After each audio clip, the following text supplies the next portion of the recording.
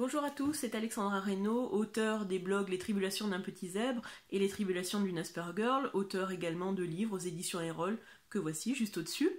L'année dernière, le Huffington Post m'avait proposé de faire une chronique vidéo pour présenter la façon dont mon fils Elijah appréhendait cette rentrée scolaire 2016 qu'il allait effectuer en classe de seconde au lycée alors qu'il avait 12 ans. Sachant qu'Elijah est un enfant un petit peu atypique puisqu'il a été identifié à très haut potentiel intellectuel à l'âge de 4 ans et qu'il a sauté 3 classes. Il sortait d'une année de scolarisation à la maison avec le CNED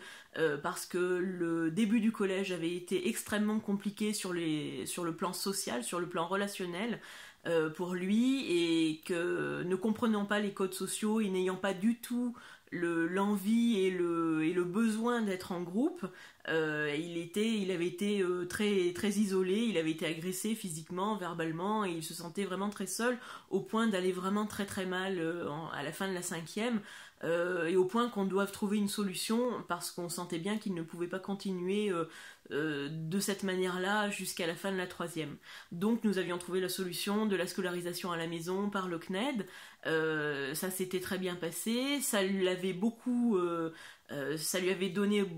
de nouveau confiance en lui, ça l'avait requinqué, et donc il avait souhaité reprendre une scolarité ordinaire à l'entrée au lycée, en entrant en seconde dans un lycée tout à fait ordinaire, au milieu d'autres élèves, en pensant que les lycéens seraient certainement un peu plus matures que les collégiens. Et à ce niveau-là, donc, il a eu raison, effectivement, puisque ça a été le cas. Sur le plan relationnel, ça s'est extrêmement bien passé, c'était le jour et la nuit avec le collège. Il s'est fait des amis, il a pu dire sans aucun souci l'âge qu'il avait, ça n'a posé problème à personne, il était très bien accepté, et les lycéens finalement l'ont laissé venir comme il était, sans que personne ne s'émeuve plus que ça de savoir s'il avait sauté telle classe, etc. Et donc sur ce plan-là, tout allait bien. En revanche, il a eu des difficultés liées à une autre de ses particularités. Il a été identifié quelques mois auparavant, avant de rentrer en seconde, avec un syndrome d'Asperger. C'est une forme d'autisme de haut niveau, donc c'est un trouble du spectre autistique. Et ce diagnostic, en définitive, lui a permis de mieux comprendre qui il était et de mieux comprendre comment il fonctionnait et de quoi il avait besoin. Je pense que ça a été une chance qu'il l'ait eu à ce moment-là, parce que sinon ça aurait peut-être été plus compliqué à vivre pour lui encore. Donc il s'est rendu compte que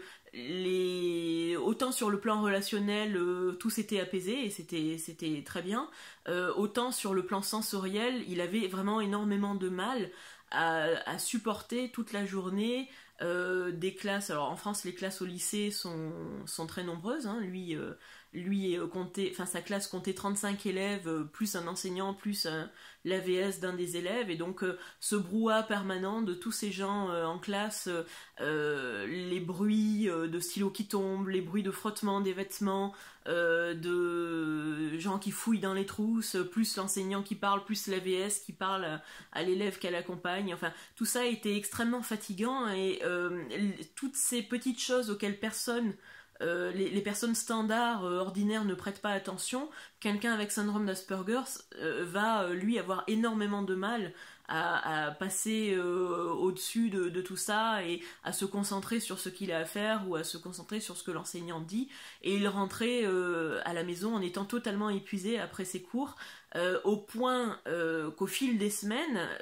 il en était arrivé à aller se coucher directement, tellement il avait besoin de repos, de silence, de calme, de couper en fait ce trop-plein sensoriel qu'il n'arrivait plus du tout à gérer, et avec lequel il n'arrivait plus à faire face, tout simplement. Il n'arrivait plus à faire illusion, il sentait que ça commençait à devenir très très compliqué pour lui de masquer toutes ces difficultés-là. Et donc il a pris la décision, cette fois-ci très éclairée, puisqu'il avait vécu l'année de CNED forcée, entre guillemets,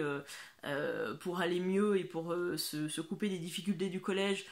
plus là il avait fait un effort pour revenir au lycée, donc il avait essayé les deux situations, et il s'est dit en conscience que en définitive il préférait reprendre une scolarité à la maison avec le CNED pour terminer son année de seconde. Donc il a effectué son deuxième semestre de seconde à la maison, au CNED, et il a souhaité poursuivre ce mode de scolarisation pour cette année. Donc là, le 4 septembre, il va s'apprêter à entrer en classe de première scientifique, mais au CNED, donc à la maison, en pouvant avancer à son rythme, et surtout dans des conditions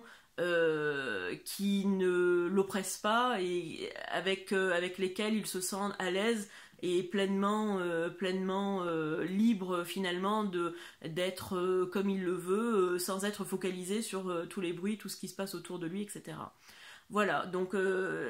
pour lui, ça sera une rentrée un petit peu différente de nouveau cette année, mais dans tous les cas, c'est quelque chose qu'il a choisi, et donc je pense que ça devrait bien se passer.